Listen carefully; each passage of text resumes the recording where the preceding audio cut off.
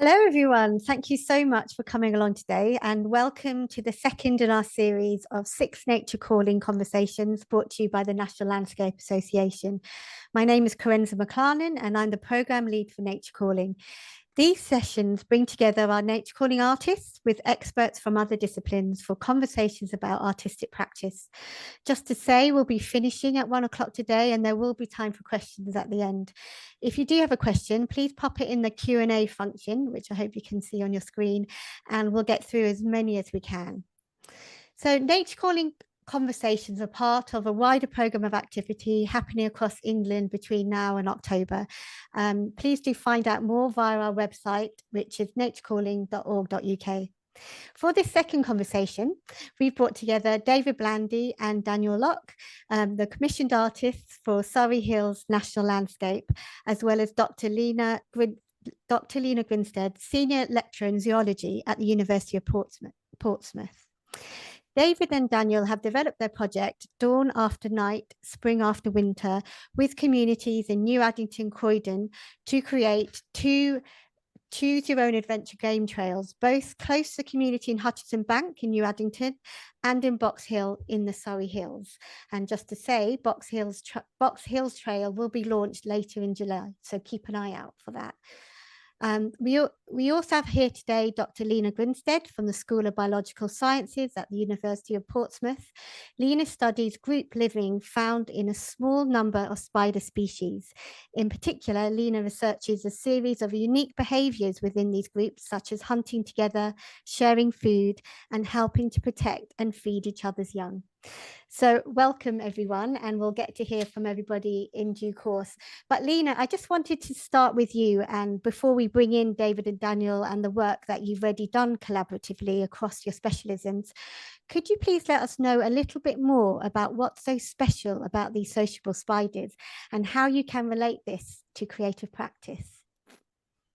Yeah, thank you. Thanks so much for having me. Well, I'm an evolutionary biologist. I'm really interested in understanding how the world works and why we see such amazing diversity as we see in nature. And particularly, I'm fascinated by animals and animal behavior. And I'm really interested in understanding why some animals have evolved social behavior and the ability to live in groups, just like humans, of course.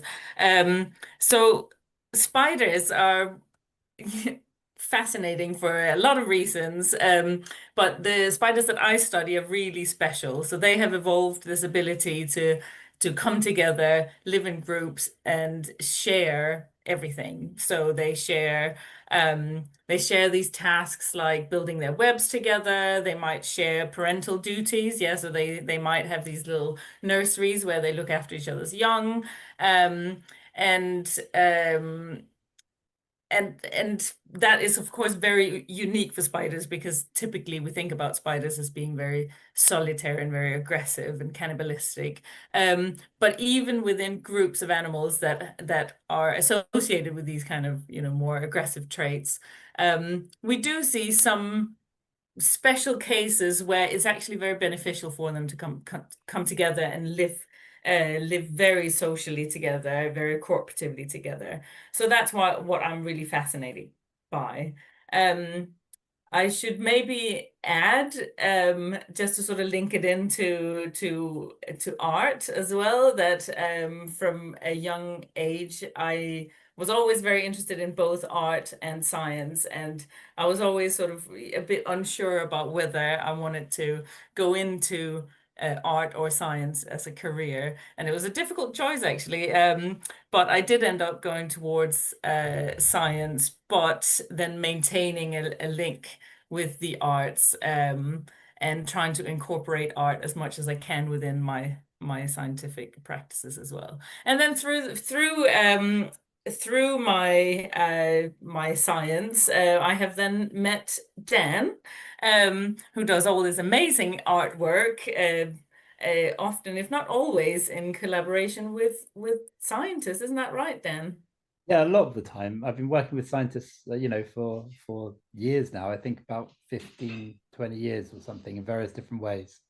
So yeah, that's how I met you, working with another scientist who you're married to Chris Random. But yeah, brilliant to get to know you guys, and really lovely to have you here today. So where has that segue happened then between Daniel's and David's practice, and especially with all that collaborative work they've done with communities in New Addington, and this relationship with Lena and her understanding of collaboration and community within spiders? Well, I think David and I have been working together for a long time as well. And one of the first sort of commissions we made was to deal with sort of scientific themes. At that point, it was developing an artwork in response to the 60th anniversary of the discovery of the image of DNA, which is a proper mouthful. We made an artwork called Helix that then got turned into a graphic novel called Out of Nothing. And during the course of developing those projects, we worked with lots and lots of different scientists. Personally, that book was important for me as I had worked with scientists as an illustrator before then, but I hadn't really been invited to engage with the themes in sort of like a creative way. It was sort of like a conceptual way, if you like. I'd just been asked to make pretty pictures. But that book sort of oiled the wheels of my career and enabled me to work with people like Chris Sandham, Lena's partner, and have really nice conversations with different scientists such as Lena about the sort of intersection between science practice and art practice, and the sort of role that creativity and storytelling takes in those two things. And I think one of the reasons I thought it would be interesting to talk to Lena today was, Lena, I hope you don't mind me mentioning that you're also an actress and storyteller. And I know that science involves a lot of storytelling and a lot of imaginative thinking when you're developing hypotheses. And the work that David and I have made for Nature Calling is basically like a role-playing game where we invite people to create stories in 2 specific sites in the Surrey Hills. David's like massively into role-playing games. I am as well. But he is obsessed with them, I think, is fair to say. Is that fair, David? Fair comment, yeah. Yeah. In particular, like the mechanisms that role-playing games use to adjudicate fairness within the development of the stories that are sort of enacted around the gaming table. I am rubbish at rule sets and role-playing games rules. David is absolutely obsessed with them. And I think that it's interesting that there's a scientific way of thinking about creativity that happens in the creation of a role-playing game in the same, and I think that it's quite similar to the type of thinking that happens in the development of scientific hypotheses.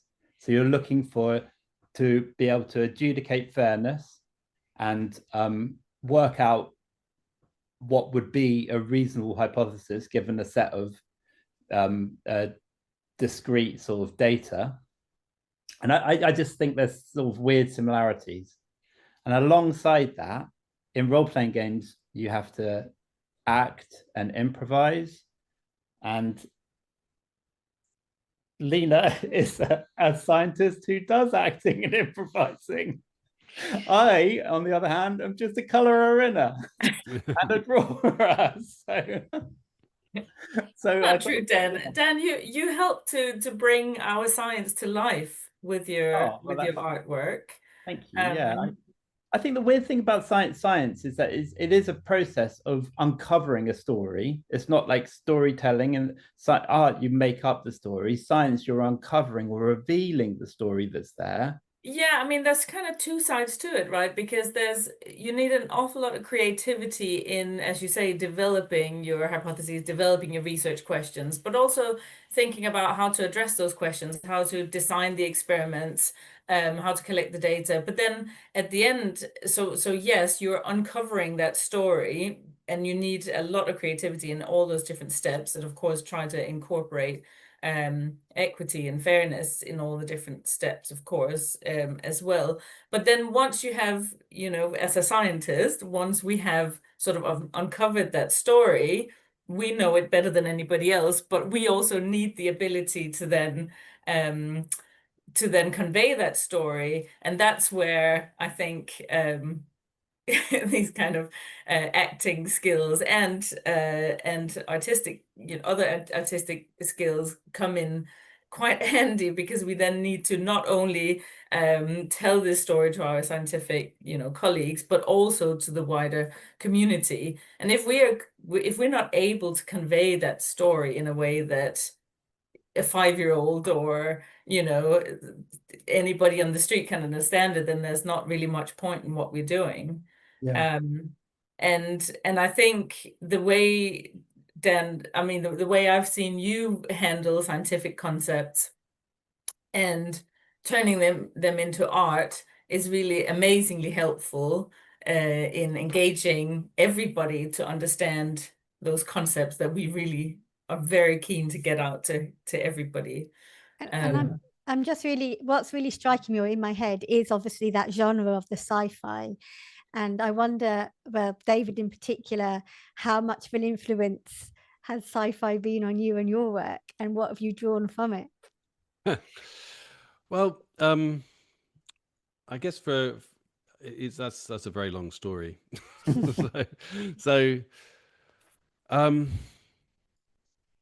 for many years I was kind of in artistic life. I was anxious about ideas around narrative and around kind of what is high and low culture, what is permitted in the art space, and it was really through and a lot of pop cultural stuff was stuff that I was totally obsessed with during my teenage years when I was getting into art, but I was also doing other things. I was in bands and, obsessed with Aliens, the movie, and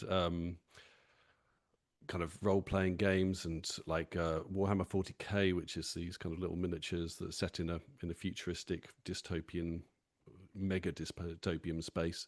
2000 AD is like a comic that I collected for years and years. And kind of all of those things were kind of milling around in the background while I was getting more and more into kind of, I don't know, fine art practice. So thinking about painting, thinking about when I realized that all my painting was sort of super derivative of other stuff, I kind of was encouraged to jack it all in and start trying using other things. It was sort of through a series of experiments that I found that working with found objects and working with the things that just exist around us and kind of thinking about our relationship to those things became something quite interesting to me. And then I started realizing that a lot of the time and a lot of my time, a lot of my kind of existence was working inside other worlds. So worlds that kind of existed in a parallel space, like the space that's inside a record. It's a space that has a reference to a particular time and place when a particular person was singing, a particular person was playing instruments. But often in a record, those that will be a collage of lots of different times and spaces that are put together into that one particular song. And then what is our relationship to this song that you love? That's kind of started to be something that I was really interested in, and that kind of cascaded into, well, then what is my relationship to the films that I love, to the books that I read, to the various things that exist in the world. And more and more I wanted to make work that sort of slid into the world unnoticed. so and that's what's led me to make things like arcade game machines, to work with records, to work primarily in video. I mean, that's where a lot of my practice has been over the last 20 years, has been making video installations. So you're kind of entering into the image in some sort of way, often, relating to the video game space. But around 10 years ago, I started getting, obviously I had this history of sci-fi, but I wasn't like an avid sci-fi reader. I've kind of found a lot of the ideas maybe slightly hackneyed and stuff.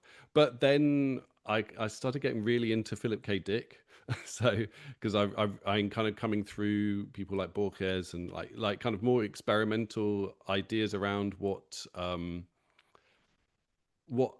how you relate reality through the written form. I mean, Philip K. Dick kind of like books like Ubik, where objects are devolving as you watch them, so they're going from kind of I don't know, like electric kettle down to a pot, down to kind of a thing on a fire. It's like this kind of idea of things devolving in the world around you, and it's one of the only books I've ever read that's made me feel actually queasy, because it's kind of it destabilizes your idea of what the world is in so many ways. But the book that really changed a lot of things for me was I would say probably, yeah, it's a couple of books by Ursula Le Guin, which is like The Left Hand of Darkness and The Dispossessed, and both of those are using a sci-fi space to think about our relationship to each other, to think about the nature of the world and love and life, to think about our relationship to social conditions and how we kind of fit within those. It has ideas around utopias that are flawed. They're really complex works, but kind of made within a genre, and I found that really interesting. And at the same time, this was when I had started to get really into Dungeons and Dragons and stuff, role playing games. So it was really in this project called The World After, which Dan was involved in, that kind of brought these two sides of things together. So I was thinking about kind of alternate spaces. I was thinking about climate change. What life are we going to leave for our children? Both Dan and I are parents. And how can I relate that through something that isn't just like the world's going to, hell in a handcart. It's like we have to have hope for a life that's going to exist, and we have to have hope in order to make the changes that we have to make. Because if we just think that everything's impossible, then that leads to stasis. It leads to everyone doing nothing. So therefore, I wanted to create a space in which it kind of gently nudged people into thinking about this space. What is life after climate change? And that's what The World After was. And that's, in many ways, that's where, things like Lost Eons and another work that Dan and I have done, Eco Mofos, are all within that space of thinking about how do we live after these changes that are going to happen. So many are baked in already, but we have to fight to try and keep those changes as minimal as possible. So they're kind of like a call to action, but like a soft call to action. It's like, you could come across this book in Orc's Nest, which is a tabletop role-playing game in London, and you could pick it up and just think, oh, this is an interesting game procedure. This is like an interesting game that I could play with my friends, and we could have weird adventures. But underneath it all is that those kind of assumptions. I'm hoping that it kind of creates that sense that there are people thinking about these things. We have solidarity in the space, and maybe even change some people to think about nature in a different way. So that all of that thinking is what's gone into Dawn After Night, Spring After Winter, which is taking two spaces and encouraging people to go from the kind of the rural, the urban space, which is just there. Like Croydon is right on the edge of like really kind of wild nature, really. and just through stepping through almost like a magical portal, like going down the side of a recycling center and down into this bank, the Hutchinson's bank. And it's like a space of wildlife, a space where Dan and I came across a deer that was just standing in front of us, like while we were walking through. Kind of a chalk grassland that has all sorts of unique arachnids and butterflies. Really beautiful space, but just like behind a very suburban kind of road, basically. And it was kind of trying to lead people through that, and then also get them to not just see this space as a place that's valuable and beautiful, which it obviously is, but also as a kind of a starting point for a work of imagination. So building everyone encouraging people to build a narrative on top of this adventure that they're having just by walking through that space. I think that's so cool. There's so much going on with what you've just said there. I think one of the things that The Left Hand of Darkness is an incredible book. And one of the things, and genre fiction is incredible. It's so often hackneyed and so often like easy to dismiss. But one of the things I think was so compelling about it, and idea you just made me think about, was there's a tension between these three things: the real, like you don't need to observe it; it just exists. The unreal, and that could be embodied in all sorts of things, are wrong thoughts about the world or anything. And then this other thing, the imagined. And I think there's this tension between all of those things. And I think there's like a weird link between the work that we've made, that sort of trifecta provides a link between the work that we've made and the work of the scientist, because you're trying to uncover the real, right? You're trying to get to what is the ultimate reality. Bro, it's like a weirdly like religious project that you're trying to get to. I know the scientists hate that sort of terminology, but that's what religious narratives are about, is to try to get to some deep fundamental understanding, like a unified understanding of the universe. And so do you think sci-fi can help us understand the real world as well? I think it does, but I don't think the real world exists in one place. I think everything that Dave has just said sort of uncovers the fact that the real world for humans exists in us and we live in it. But the real for us changes, it fluctuates, and it's to do with this complex relationship between our personal identities and the way that identity relates to culture and the narratives and stories that we've grown up in. And the challenge of the scientist is sometimes to push back against those narratives. So like climate change, David's talking about trying to generate hope. We're in a pretty hopeless situation, but I recognize the sort of like importance of hope for us to get to the next thing. I also recognize the reality of being confronted by nature, like Hutchinson's Bank, one of the sites that we've made the work for outside of New Addington in Croydon, is an incredibly beautiful place. It's a tiny pocket. And I described it as a pocket of reality. It's this intense sort of in place where you can interface with reality. And I mean, by reality, I mean like the earth under your feet and the air in your lungs and that type of tangible stuff. But in order to get to access to that, you sort of have to engage with it, because we're humans, we have to engage with it through storytelling, through imagination, and through like the unreal. We need to be able to uncover it through the unreal. It's really bizarre. So when we were there, when I'll just quickly tell a very quick story, because I don't want to I can literally just go off on one, and so I won't do that. But like the deer that's behind my head, where that was made in response to this deer that David and I saw, which is a really unspecial thing, seeing a deer, but that tells you the poverty of our experience and our opportunity to interact with nature. That when we saw this deer, it was like a magical moment. It was a magical moment for me. It was beautiful. But at the same time, it brought me back to one of the first encounters I had with a deer when I was like 17. And I'd woken up, we'd been wild camping with some friends on the South Downs, and we were walking back home at like 5 a.m. because we woke up at like 4 in the morning, because we're idiots. We didn't bring a tent or anything. We woke up at 4 in the morning, it's blazing sunshine. So we're like, oh, should we just go home? Yeah, let's we'll walk back to Brighton from where we'd been camping. And we're walking down this really long road that comes back into Brighton. On either side, there was farmland. Called Ditchling Road. It's a Roman road, so it's straight and it comes right back into the center of town.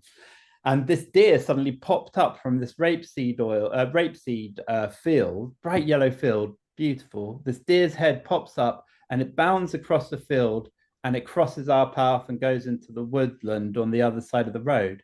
And it was magic. It was like wild magic. It was insane. and so when David and I saw that, I was experiencing that deer, but I was also experiencing this other deer. And it's like there's all this sort of stuff going on in your head that really bears very little relationship to what you're experiencing, which ought to be a sort of very banal experience. Like if we organized the world better as agents of change in the world, we would have those experiences all the time. Yeah, I think it's exactly those kind of magical moments that made me end up becoming a biologist, because I had those moments mainly with little bugs and spiders and tiny little critters in the garden when I was a kid. Every time I found a tiny little living organism or a little frog or something, I would just get ecstatic. I remember once our cat had brought in a mouse, and it was still alive, and it sort of skidded off somewhere. My mom got up on a chair and said, "Oh, Lena, come and help." And so I went over, and I managed to just go over and pick up that little mouse with my hands, and it was the most magical moment. Anyway, it bit my finger, and it was sort of like hanging onto my finger.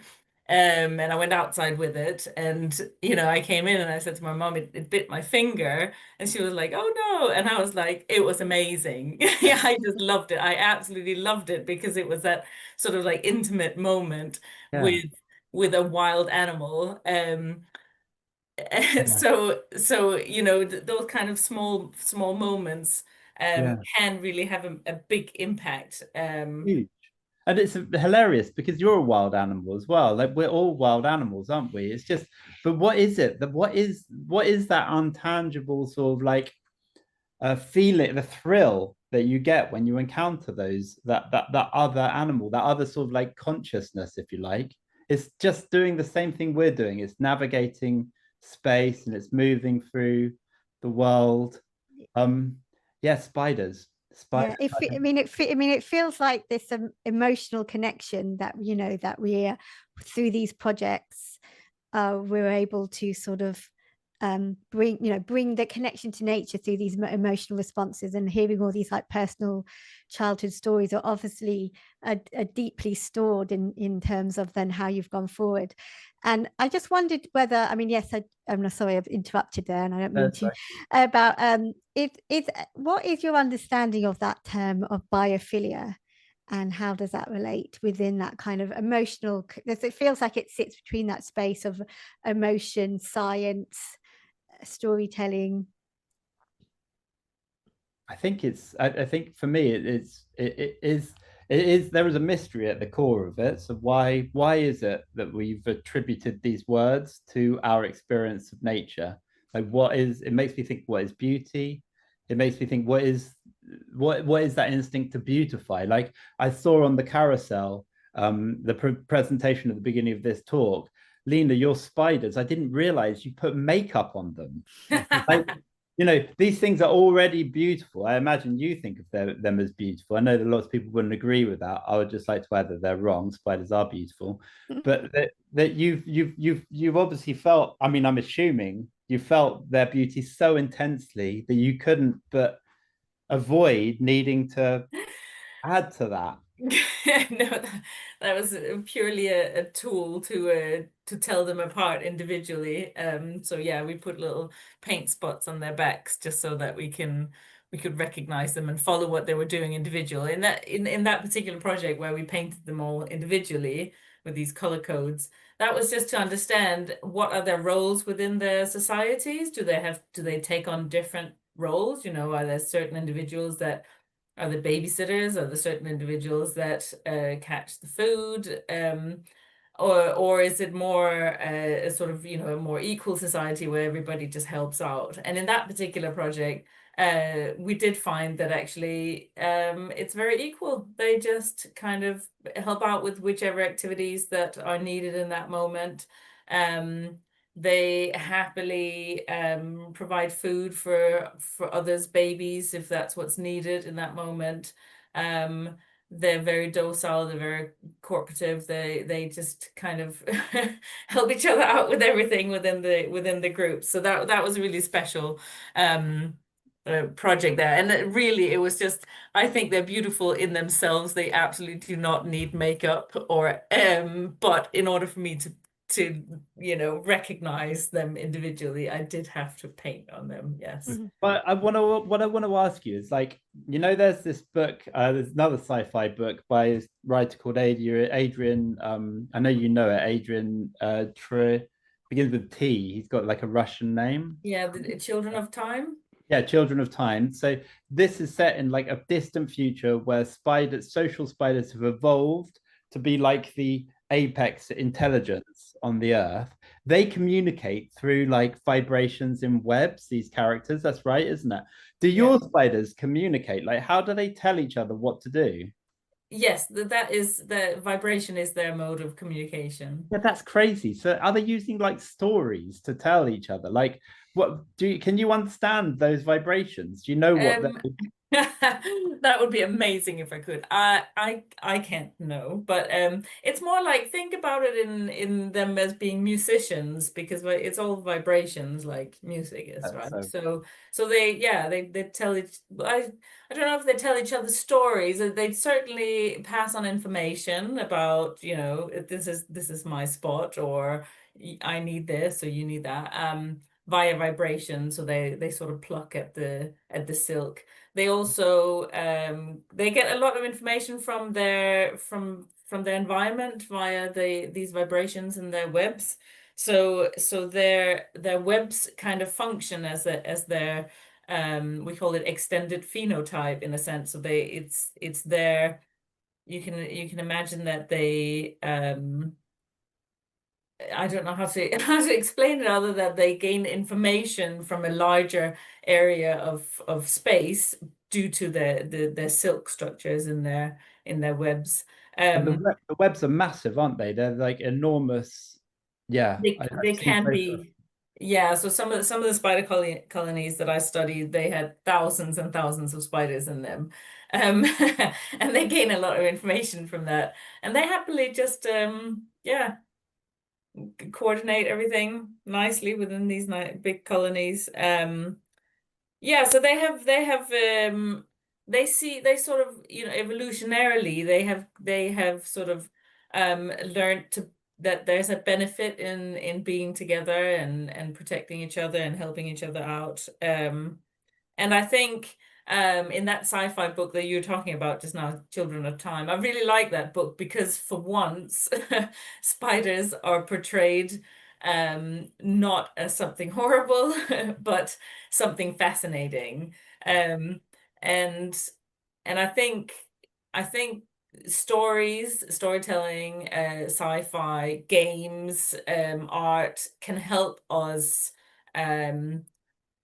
learn about things that we might be fearful of nature, because I think a lot of people have fears associating with nature, and that's the opposite of the biophilia, right? The biophobia, where I speak to friends that say, I say we're going to go camping, and they say, "Ooh, we would never go camping because the creepy crawlies," and there's fears associated with nature because we've become so distant from nature now. Well, I think distant, but also I think nature is a dangerous place, right? And we are like mortal beings. So prior to certainly the 20th century, you could get a cut that could become infected, and that would be it. You get that shaving, So I think there is, I think from a 20th, 21st century perspective, it's important to remember that some of these sort of cultural responses to nature that they've brought us to a really troubling place.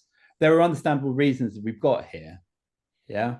I think, David, I think that we should like use webs in our role-playing game role-playing game sessions as a method of communication instead of words. Could be a little slow. I'm guessing it's a little bit. It's a little bit like, I mean, you could be like Morse code or something. But, yeah. I read one somewhere. I can't remember where. But yawning like is a bit of a mystery why it exists. And I read that someone thought that it was actually a mode of communication. It was like a pre-language method of communicating to a social group that everything's cool and everyone can just chill out. No need to worry. There's no predators. You know what I mean? But that taps back to that idea that nature is actually quite a dangerous place. And Yeah, but what I like, Dan, what I really like about your art is that it's really positive. It always has a really positive message. yeah, And I think, of course, art, one of the aims of art is provoke some sort of emotion, right? That's why we like art. That's why we engage with art. It's because it engages our emotions. So, do you feel like as an artist, do you have, I'll ask both of you this, do you feel like as artists that you have a responsibility in a way to convey positive messages about nature? No? Yes? I for me, no. Like what I want to do is convey complexity. I want to sort of like, I don't use like gallery. I haven't made gallery art like David does, you know, which is just exists for itself. My work often exists for a purpose defined by the people that are commissioning it. But I actively look for work that helps everyone, helps us as a society, community, to engage with complicated or troubling issues. That's what I want my practice to do. Because I think I don't have any answers, but I'd like to be able to use my colouring in to help everyone have a conversation around whatever the issue might be. So that could be justice, criminal justice, and how we deal with people who have done problematic things in the world. And it could be the climate crisis and how we navigate our way out of it. I think for me, it would feel dangerous to be just positive for its own sake, because I think those two issues, especially climate change, we don't know the route out, do we?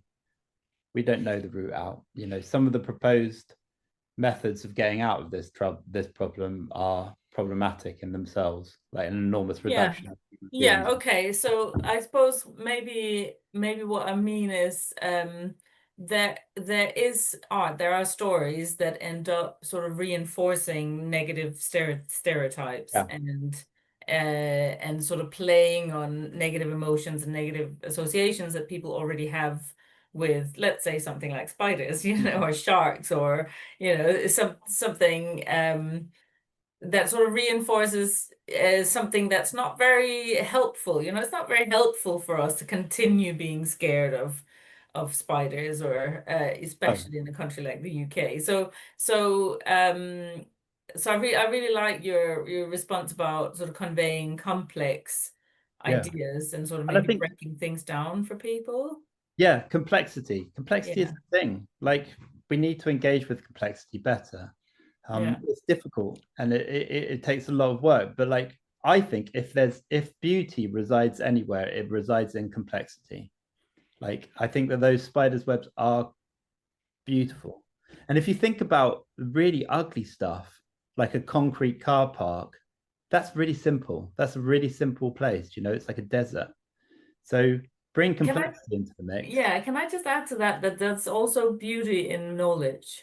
So so my friends and family members that started out being scared of spiders, the more I tell them, the more they get to know about the fascinating behaviors and the amazing services that spiders provide in our houses and on our fields, helping to control pests, and these fascinating behaviors, like, you know, the maternal care, where they're caring for their babies and they're feeding them and looking after each other.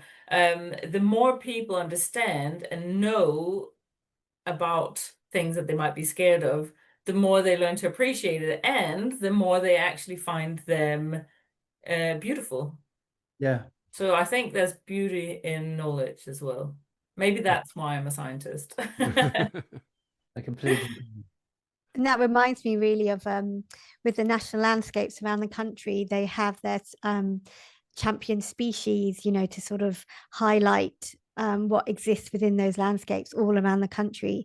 And it's very interesting that to see obviously the ones that are selected, and obviously which ones are more popular.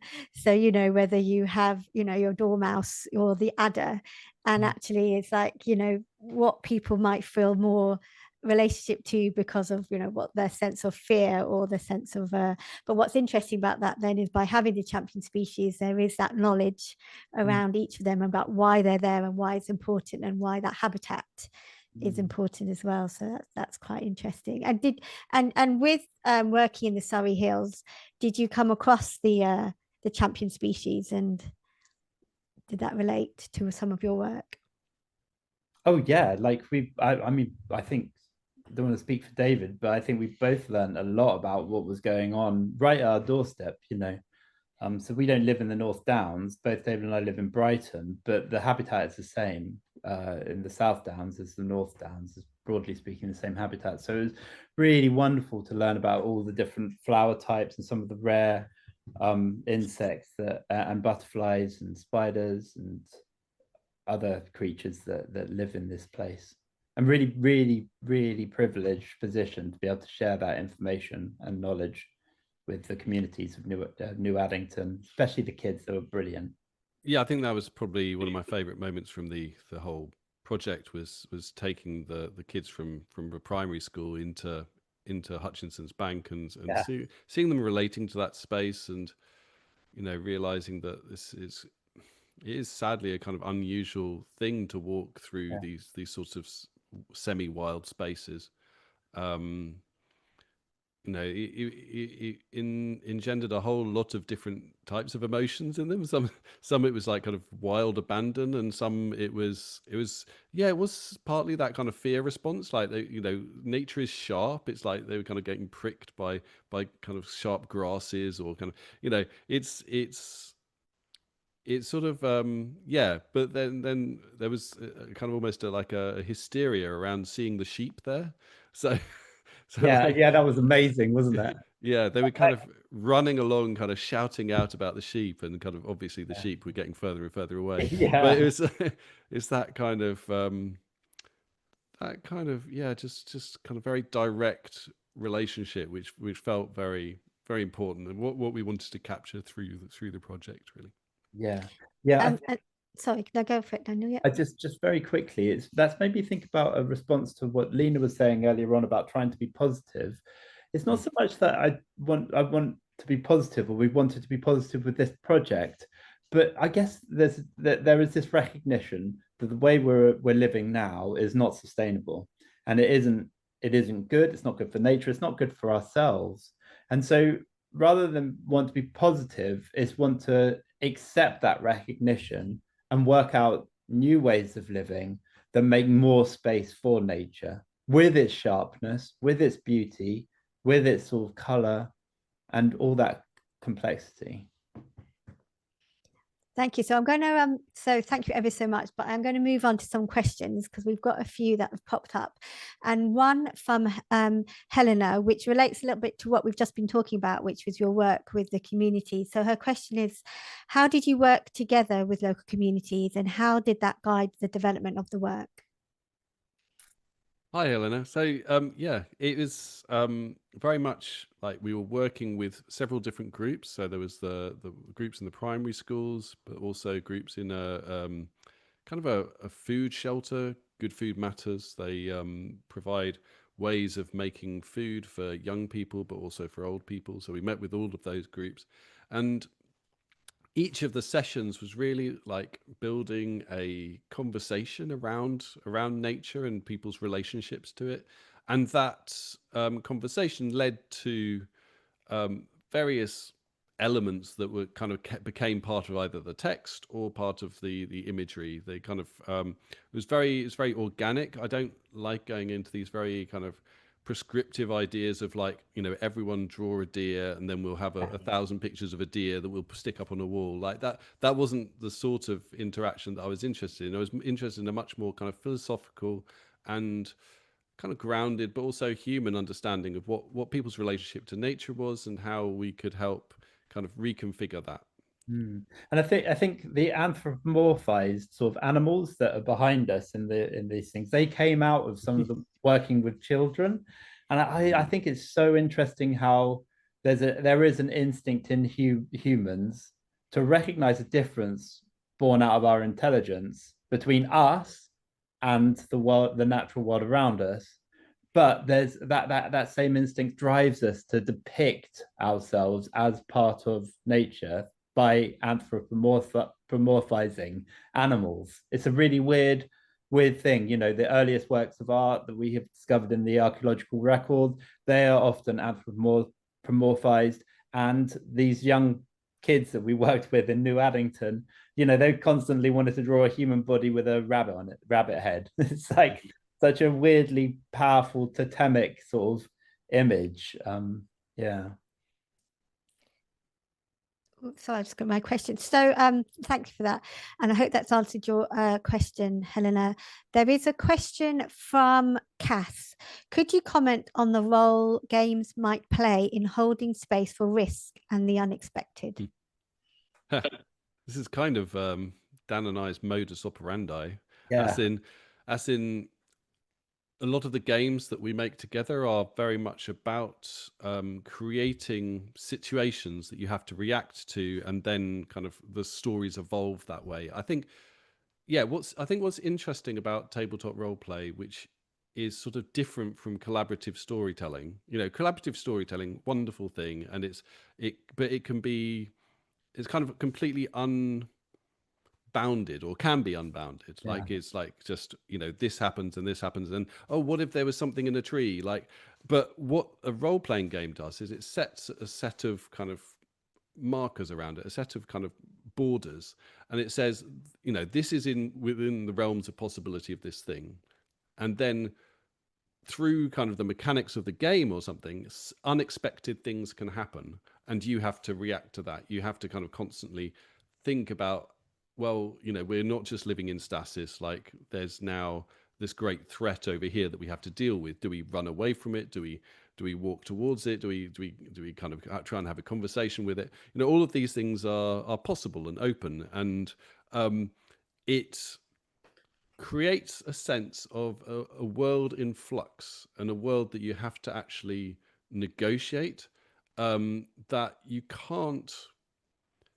And often, especially in the games that we create, and I would say in the kind of realm of the OSR, which is the old school Renaissance, old school revival type role play, is often you're not going to solve things through violence, which is what you kind of associate with things like Dungeons and Dragons or something, is that, well, I'm just going to hit everything. Like, actually, in the games that we like to play, it's very much like most things, if you attack them, you will die. So that will be the end of your game.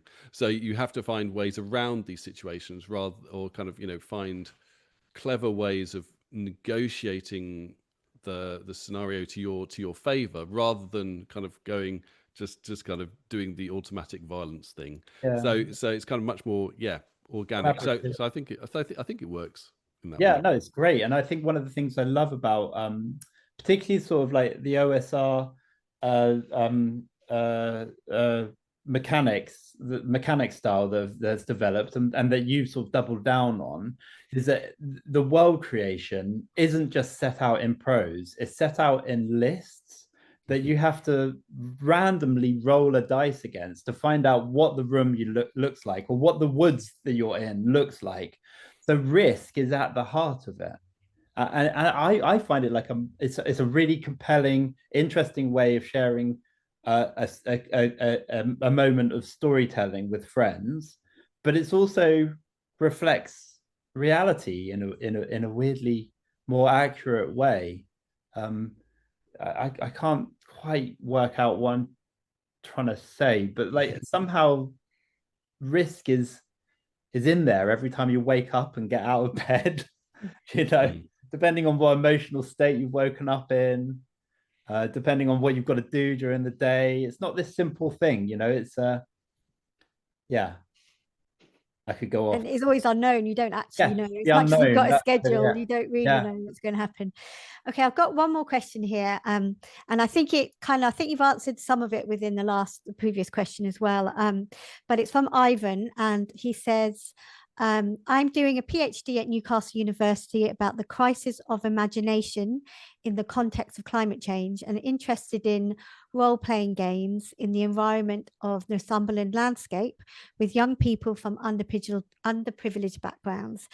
Where should I start to develop the role-playing game as a methodology, especially in relation to spatial and more than human agents?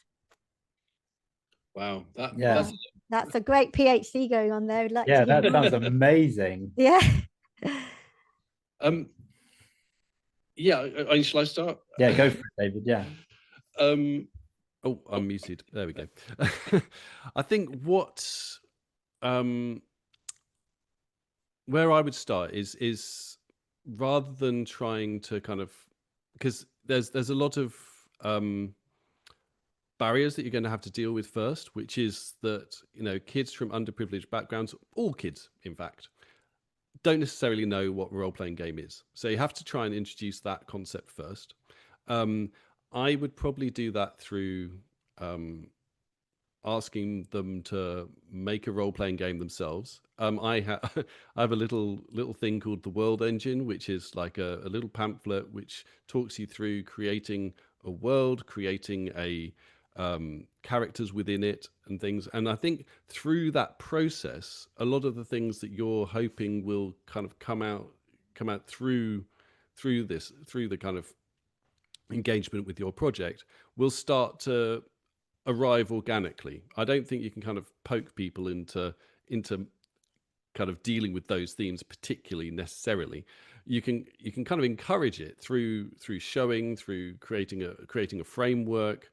And yeah, I mean, it's something I'd be open to having a conversation with you about at some point after this project, because I think it's very much down to, you know, specificity, like what exact group are you dealing with, what kind of is their life experience, what is their, you know, are they even literate? You know, there's so many assumptions that we make when we go into a space that you have to kind of reconfigure when you get there. You're kind of, you know, it has to be, to work with people is often a very, very organic and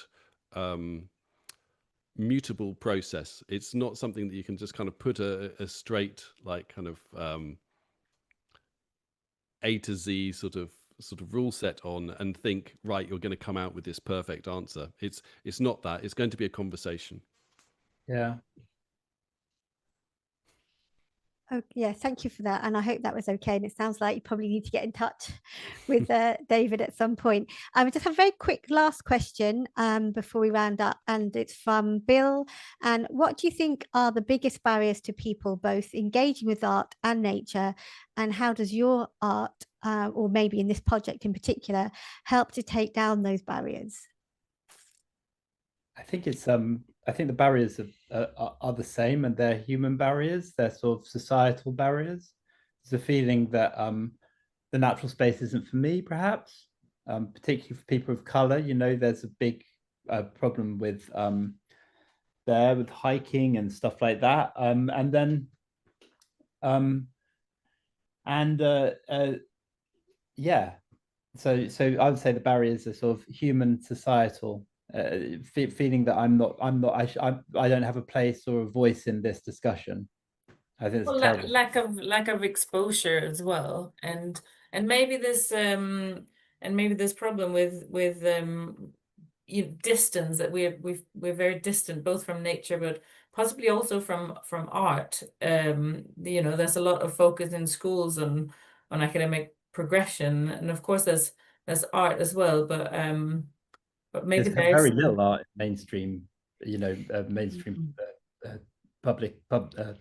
mainstream schooling. It's been so reduced. It's unbelievable. Yeah. That's really what I mean. It's sort of, especially people at particular ends of the sort of like socioeconomic scale, that it's sort of a feeling we've allowed something to happen where we feel that's not for me. I can't be in that space, you know. I'm from a working class background and went to like a really posh art school in the end. Really bonkers. I don't know whether that would happen today though. You know, maybe I would go and do what perhaps I was meant to do, which is become a tradesman or something like that. I'm good with my hands.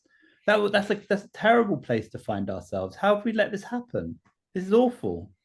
We should. Yeah, I mean, there is, to maybe add something positive, is that I feel like there is more focus on forest schools and beach schools and things like that in. But again, I think that's primary. I think that's great. But again, I think that that happens primarily within a specific sector of society. And so if you are like that way inclined, you can see it out there, but it should be given to us. It should be sort of like the doors need to be opened up much more. I think there has been a massive reduction in possible outcomes for an individual life, especially over the past 20 years. Yeah.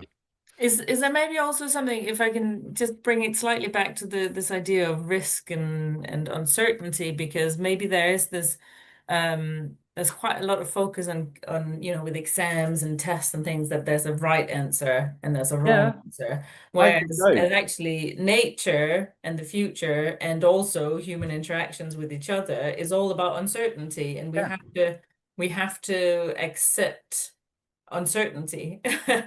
And we have to become really comfortable with the fact that we don't really know what's going to happen. We don't really know what we're going to meet when we go on a forest walk. We don't really know what's going to happen when we interact with nature and with art. We don't, we sit down, if you do sit down and start drawing, you don't necessarily know how it's going to end up looking, and we need to accept that maybe it's not perfect, and it's okay. Love that. I love that. I think that's an amazing answer. And unfortunately, it's where we're going to have to end, which I think is an amazing place to end, accepting the uncertainty. Dave, you're going to say one thing? I just wanted to say that really, I think that our project is about leading people into nature and leading people into understanding their relationship to imagination again. And, both of those things are, what Dan's talking about there is trying to reintroduce those possibilities. 100%. I totally agree. And if anyone can make it down to Box Hill in the Surrey Hills, the project is being launched on let me get the right date, the 19th of July. So please come along, and you can probably see an image just behind Lena, which is how it's presented within the landscape, which is these sort of QR codes, which will create the trail. So if you can come along to see the work, I highly recommend it. So I will end it there, and I just wanted to say a massive thank you to David, Daniel and Lena for our second of our Nature Calling conversations. I hope you've all enjoyed it, and thank you for your questions as well. I'm just going to quickly do a plug for the next one, which will be on the 30th of July. I think the presentation earlier had the date slightly wrong. It's Wednesday the 30th of July, and that's with our artists Jason Singh, Gwyneth Herbert and Chris Howard, who are the artists commissioned for the Mendip Hills National Landscape. They are a collaborative team within themselves, so they're having a conversation together about the process and how they delivered that project together. More information and the sign-up details will be circulated after this session, as well as if you do have any more quick questions, then we can maybe get back to you at a later date. Do check our website for all this extra information. So just to say, the session today has been recorded, and it will be edited down to a bite-sized 20-minute podcast, which will be available on our Nature Calling website eventually. So in case you wanted to listen to it again or share with a friend. As you leave, there will be a few feedback questions that pop up. Please take a moment to respond and help us to improve our webinars going forward. So just to say thank you again for all attending, and I hope you all have a lovely afternoon. Thank you. Thank you. Thanks so much.